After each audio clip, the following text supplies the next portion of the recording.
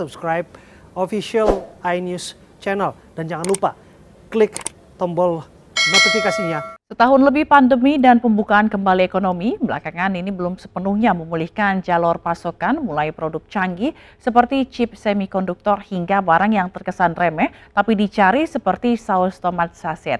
Dan berbagai perkembangan ini menyebabkan kelangkaan ini seperti yang dilaporkan oleh tim VOA berikut ini. Jalur distribusi masih terdampak COVID di tengah vaksinasi massal dan mulainya normalisasi ekonomi. Produsen mobil masih kesulitan memperoleh pasokan semikonduktor, memukul proyeksi pemasukan raksasa otomotif General Motors hingga $2 miliar tahun ini. Well, I think it all stems back from the beginning of the pandemic. I mean, car sales definitely just plummeted that first month. They quickly rebounded, but in terms of where we thought that the car sales would be, production was shut. So I think a lot of automakers were thinking, we can really drastically reduce a lot of our supplies this year because we're not going to sell very many cars. And of course, the market proved them wrong. And now they're at the point where they need more semiconductors because more cars have been sold. Persoalannya dengan chip bukan hanya industri otomotif yang membutuhkan. But then they're fighting with other companies, not fighting, but also are at odds with other companies who also needs more semiconductors, things like Nintendo Switch and all those PlayStations that consumers cannot seem to get right now. So I think there's just so much demand on that as well. So automakers are just not necessarily the big fish in the small pond. They're a small fish in a large pond.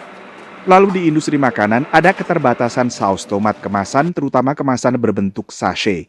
It's really no surprise when you think about how consumers have shifted toward off-premise dining, including delivery and takeout and curbside. And what's happened is that condiments have become much more used, and as a result, the shortage is making it more expensive for operators. Menurut The Wall Street Journal, harga kemasan sachet meningkat 13% sejak 2020 akibat kelangkaan ini. In the short term, operators have to be more careful. If, as a consumer, I've obviously received a lot more ketchup packets than I could use. So the operator has to start to ask, do you want ketchup? And if so, how many would you like?